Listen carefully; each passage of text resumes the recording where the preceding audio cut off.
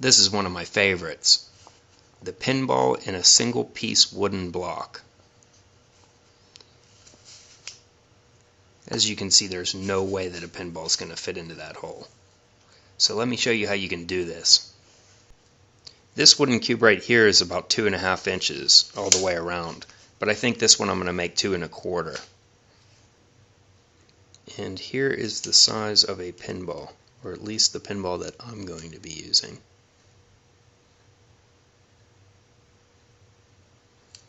For the holes, I'm going to be using a 7/8 inch spade bit. You need to find a solid piece of softwood. I'm going to use poplar for mine, but I bet pine would work just as well. If you can't find anything like this, try checking on the bottom of pallets. A lot of times they use those for the bottom part. Originally I wanted to use a 9-ball instead of a pinball, but I couldn't find a piece big enough for it. Maybe in the future though.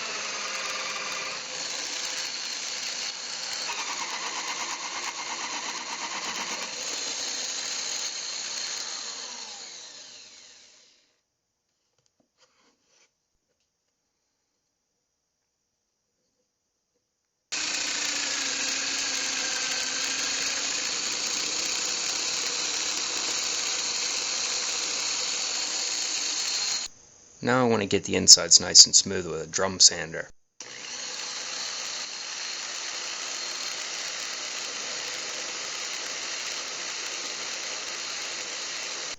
It turned out alright. This side got a little messed up, but that's because I should probably have been using a Forstner bit. But it'll do just fine. The prototype had a chamfer on it, but on this one I'm going to put a roundover.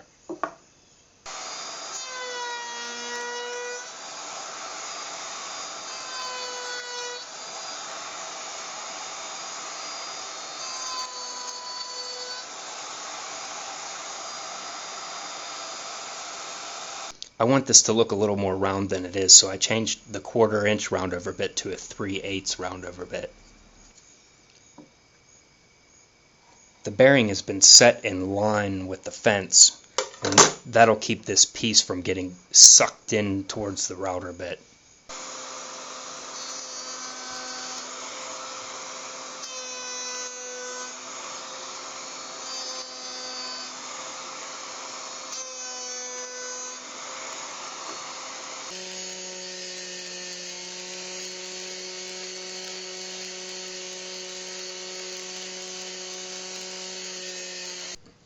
At this point you're probably just annoyed and you want to know the secret, but I'm not going to tell you until tomorrow.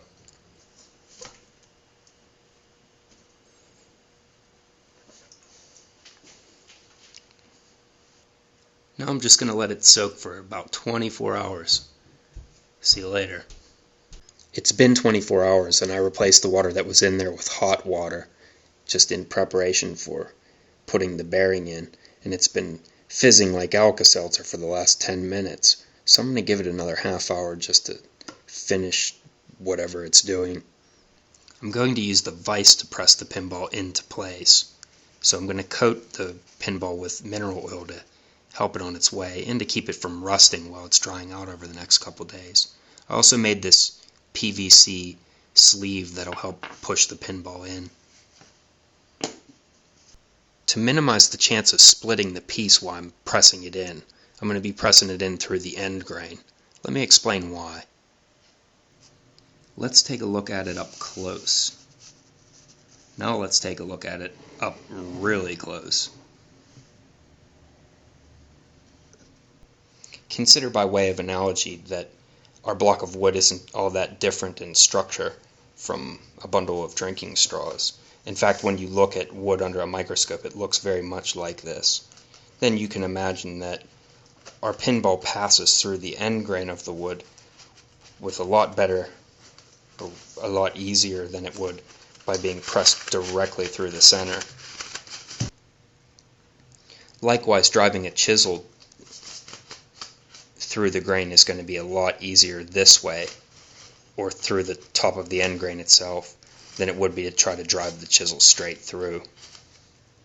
This analogy also lets us understand why a cross-grain cut is so much harder to make than a rip cut.